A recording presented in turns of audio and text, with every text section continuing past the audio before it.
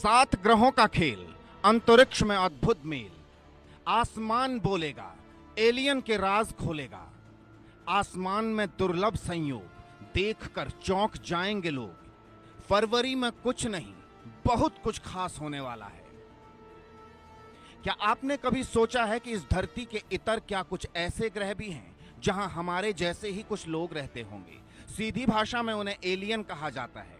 अगर आपका ऐसी घटनाओं पर विश्वास है, एलियन पर विश्वास है, ग्रहों नक्षत्रों की चाल पर विश्वास है, विज्ञान और ज्योतिष पर विश्वास है, तो लीजिए आज एक ऐसी रिपोर्ट हम आपको दिखाने जा रहे हैं जो अद्भुत खगोलीय घटनाओं और एलियंस की मौजूदगी का राज खोलेगी। 28 फरवरी 2025 को बहुत कुछ खास होने वाला है। आप नंगी आंखों से भी इस नज़ारे का दीदार कर सकेंगे। दरअसल हाल ही में वैज्ञानिकों ने एक रिपोर्ट जारी की है। रिपोर्ट में बताया गया है कि 28 फरवरी को आसमान में एक अनोखी खगोलीय घटना देखने को मिलेगी, जब 7 ग्रह एक साथ एक सीधी रेखा में दिखाई देंगे। इस अद्भुत नज़ारे में बुध, शुक्र, मंगल, बृहस्पति, शनि, यूरेनस और नेपच्यून एक साथ नजर आएंगे। एस्ट्रोनॉमर्स के अनुसार यह घटना केवल एक रात के लिए होगी और सबसे जरूरी बात, यह दुर्लभ संयोग वैज्ञानिकों की रिसर्च के लिए भी बेहद खास होगा। इससे हमें सोलर सिस्टम, अंतरिक्ष, एलियन और अन्य ग्रहों के बारे में बड़ी जानकारियां भी मिल सकती हैं।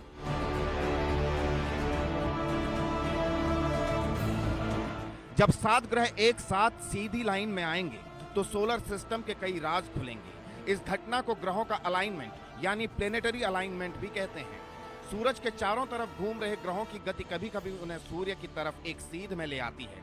इसे प्लेनेटरी अलाइनमेंट कहा जाता है। 28 फरवरी को आप खुली आंखों से इस नजारे को देख सकेंगे। बुध, शुक्र, मंगल, बृहस्पति और शनि को खुली आंखों से देखा जा सकेगा। यूरेनस और नेपच्यून को देखने के लिए टेलीस्कोप की जरूरत होगी।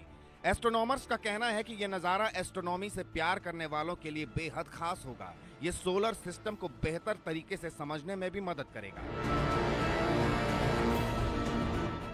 जर्मनी के वैज्ञानिक फ्रैंक स्टेफनी की रिसर्च कहती है, शुक्र, पृथ्वी और बृहस्पति का अलाइनमेंट सूर्य के 11 साल के सोलर साइकिल को प्रभावित कर सकता है। कुछ वैज्ञानिकों का कहना है कि ये अलाइनमेंट एलियंस के जीवन की खोज में भी महत्वपूर्ण भूमिका निभा सकता है। पेंसिल्वेनिया स्टेट यूनिवर्सिटी की रिसर्च कहती है कि किसी दूसरे ग्रह में रहने वाले एलियंस भी इसी तरह से पृथ्वी को भी देख सकेंगे। यानी पृथ्वी के वैज्ञानिक दूसरे ग्रहों में रहने वाले एलियंस के बारे में जानकारी हासिल कर सकेंगे, तो दूसरे ग्रहों में रहने वाली सभ्यताओं को भी पृथ्वी के बारे में कुछ और जानकारियां मिल सकती हैं। उधर तमाम ज्योतिषाचार्य भी इस अद्भुत और खगोलीय घटना को विचित्र मान रहे हैं।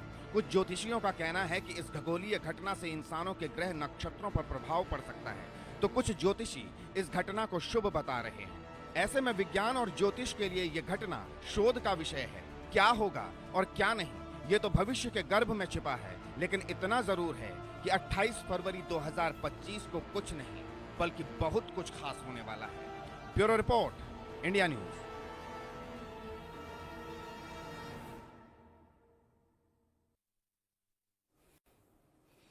तो क्या हम इसे सिर्फ एक अद्भुत खगोलीय घटना माने या फिर इसका ज्योतिष से भी कोई कनेक्शन है? क्योंकि ग्रहों के बारे में कहा जाता है कि जो ग्रह होते हैं वो इंसानों के जीवन में अलग अलग तरीके से कुछ प्रभाव डालते हैं। तो क्या ये जो अद्भुत घटना होगी 28 फरवरी को, जब सूरज की तरफ 7 ग्रह एक लाइन से खड़े होंगे, तो क्या ये 7 ग्रह अलग अलग लोगों के जीवन पर प्रभाव डालेंगे? प्रभाव अच्छा होगा, बुरा होगा, इसको भी हम जानेंगे। लेकिन पहले मैं ये जानता हूं कि इस पर साइंटिस्ट क्या है, यानी कि इस घटना का साइंटिफिक पहलू क्या है, वो पहले जानना जरूरी है। फिर मैं इसका ज्योतिषीय पहलू पे बातचीत करूंगा। Doctor B R. त्यागी इस वक्त मेरे साथ हैं। Doctor B R. Tyagi senior scientist हैं, विज्ञान प्रसार के साइंटिस्ट हैं, इस वक्त मेरे साथ जुड़े हैं।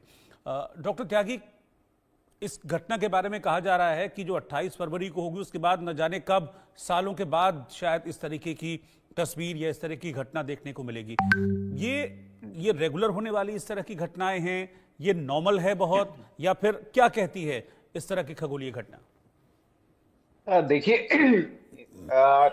मैं तो इसे नॉर्मली कहूंगा, क्योंकि अगर आप थोड़ा सा मैथमेटिक्स और ज्योमेट्री जानते हैं तो जैसे कि आप सभी को पता है कि हर ग्रह जो है सूरज का चक्कर लगा रहा है और उसकी एक निश्चित परिधि है जो कि गोलाकार नहीं है, अंडाकार नहीं है, एलिप्टिकल है। और हर एक का समय, जैसे पृथ्वी जो है 365 दिन में पूरा चक्कर करती है, ऐसे ही जुपिटर का है 14 साल का है, हमारा जो 1 साल है वो 14 साल में पूरा करता है। तो ये एक कभी इत्तेफाक ऐसा बनता है कि ये सारे एक ही तरफ आ जाते हैं सूरज के। जैसे कि आप रिपोर्ट में कह रहे थे, वो एक सीधी लाइन में नहीं आएंगे, एक तरफ आएंगे, ठीक है ना। तो ये एक तरफ आ जाएंगे और ये आप गणना जो है, आजकल इतने सारे सॉफ्टवेयर हैं, उसमें आप पोजीशन डालिए कि ये सिचुएशन नेक्स्ट टाइम कब होगी जब ये एक तरफ आ जाएंगे।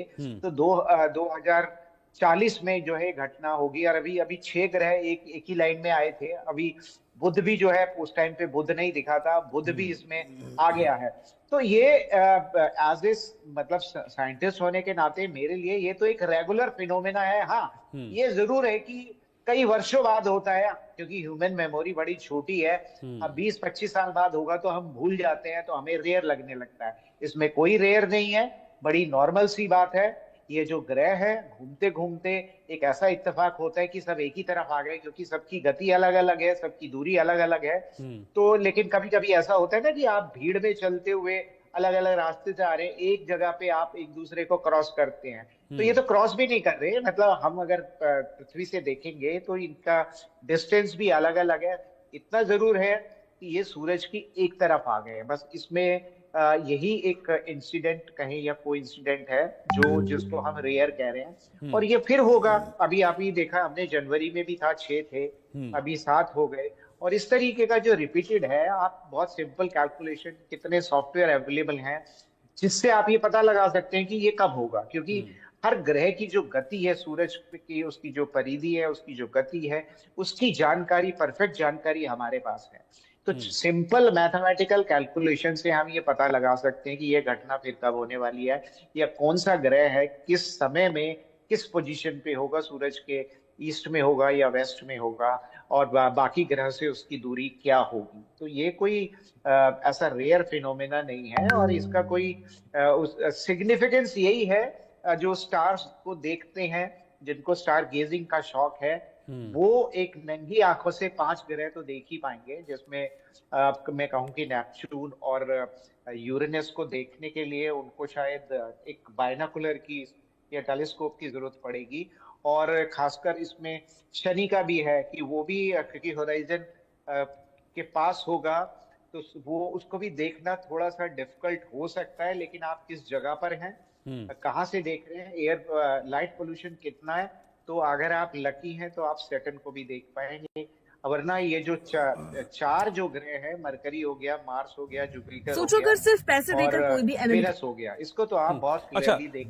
ठीक है, सोचो एक तरफ महाशिवरात्रि का व्रत और दूसरी तरफ मेस में फिश करी, क्योंकि मतलब सीधा इस घटना को लेकर कई तरह ये सब की दिल्ली की रिसर्च भी साउथ है। Asian university, Pennsylvania state university की रिसर्च भी है जो इस घटना को लेकर ये कह सोचो रही है एक तरफ कि इसको एलियंस से जोड़ा जा रहा है कि ये वो वक्त होगा जब एकदम बीपी से क्योंकि एलियंस को लेकर बड़ा एक क्यूरोसिटी रहती है दिमाग में, तो ये कहा जा रहा है कि ये वो वक्त होगा जब ये सातों ग्रह एक दिशा में आ जाएंगे, एक तरफ आ जाएंगे, और दूसरी तरफ मेस में ऊपर फिश वाले करी, जो हैं मतलब जिनको सीधा हम एलियंस कहते हैं, ये वो सब दिल्ली पृथ्वी की की तरफ साउथ देख एशियन सकेंगे यूनिवर्सिटी में एग्जैक्टली हुआ, वैसे जहां जैसे हम स्टूडेंट्स के इन 2 ग्रहों की ग्रुप तरफ से देख एकदम रहे टक्कर में होंगे। आ तो ऐसा कुछ है क्या?